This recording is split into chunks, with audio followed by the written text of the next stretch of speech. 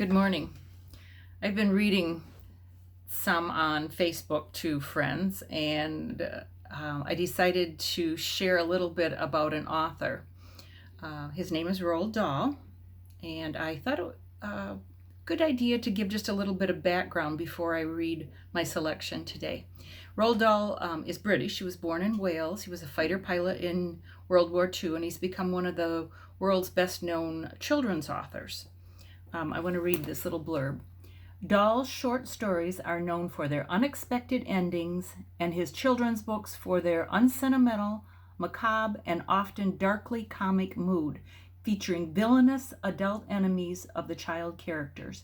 His books champion the kind-hearted and feature an underlying warm sentiment.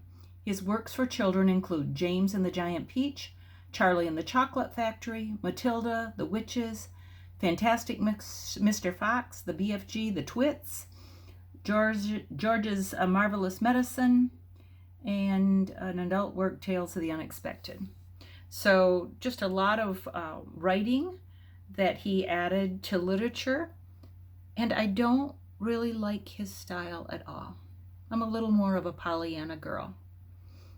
Well, that said, I love a book that he published of poems called Revolting Rhymes, and they are revolting. They include selections of Cinderella, Jack and the Beanstalk, Snow White and the Seven Dwarfs, Goldilocks and the Three Bears, Little Red Riding Hood, and the Three Little Pigs. So today I'm going to read the first selection in the book, Cinderella.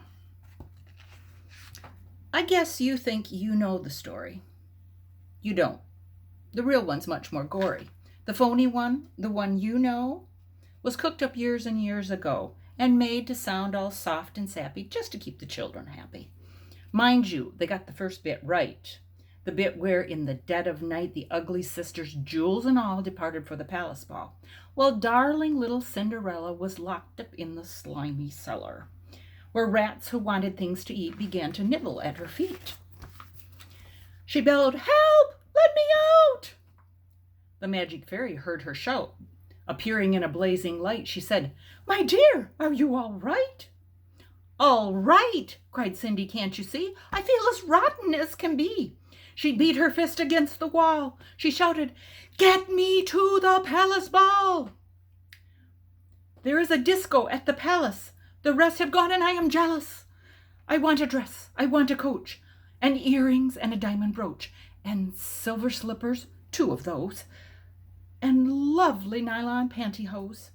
Enough like that, I'll guarantee the handsome prince will fall for me." The fairy said, "Hang on a tick." She gave her wand a mighty flick, and quickly, in no time at all, Cindy was at the palace ball. It made the ugly sisters wince to see her dancing with the prince. She held him very tight and pressed herself against his manly chest. The prince himself was turned to pulp. All he could do was gasp and gulp. Little picture, Roald Dahl style. Then midnight struck. She shouted, "Hack! I've got to run to save my neck." The prince cried, "No, alas, alack!" He grabbed her dress to hold her back, as Cindy shouted, "Let me go!" The dress was ripped from head to toe. She ran out in her underwear and lost one slipper on the stair. The prince was on it like a dart. He pressed it to his pounding heart. "The girl this slipper fits," he cried, "tomorrow morn shall be my bride. I'll visit every house in town until I have tracked the maiden down." Then, rather carelessly, I fear, he placed it on a crate of beer. At once, one of the ugly sisters, the one whose face was blotched with blisters, sneaked up and grabbed the dainty shoe and quickly flushed it down the loo. Then in its place she calmly put the slipper from her own left foot. Aha, you see, the plot goes thicker, and Cindy's luck starts looking sicker. Next day the prince went charging down to knock on all the doors in town. In every house the tension grew. Who was the owner of the shoe? The shoe was long and very wide, and normal foot got lost inside. Also, it smelled a wee bit icky. The owner's feet were hot and sticky. Thousands of eager people came to try it on, but all in vain. Now came the ugly sisters go. One tried it on. The prince screamed, "No!" But she screamed, "Yes, it fits! Whoopee!" "So now you've got to marry me." The prince went white from ear to ear. He muttered, "Let me out of here." "Oh, no, you don't. You made a vow." "There's no way you can back out now." "Off with her head," the prince roared back. They chopped it off with one big whack. This pleased the prince. He smiled and said, "She's prettier without her head." Then up came sister number 2, who yelled, "Now I will try the shoe." "Try this instead." The prince yelled back. He swung his trusty sword, and smack! Her head went crashing to the ground. It bounced a bit and rolled around.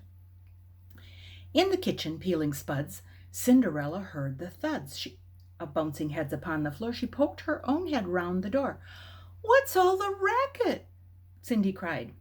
"Mind your own biz," the prince replied. Poor Cindy's heart was torn to shreds. "My prince," she thought, "he chops off heads. How could I marry anyone who does that sort of thing for fun?" The prince cried, "Who's this dirty slut? Off with her nut, off with her nut." Just then, all in a blaze of light, the magic fairy hove in sight. Her magic wand went swoosh and swish. "Cindy," she cried, "come make a wish. Wish anything and have no doubt that I will make it come about." Cindy cried, "Oh, kind fairy, this time I shall be more wary. No more princes, no more money. I have had my taste of honey. I'm wishing for a decent man. They're hard to find. Do you think you can?" Within a minute, Cinderella was married to a lovely feller, a simple jam maker by trade, who sold good homemade marmalade. Their house was filled with smiles and laughter, and they were happy ever after. So what is the moral of this story?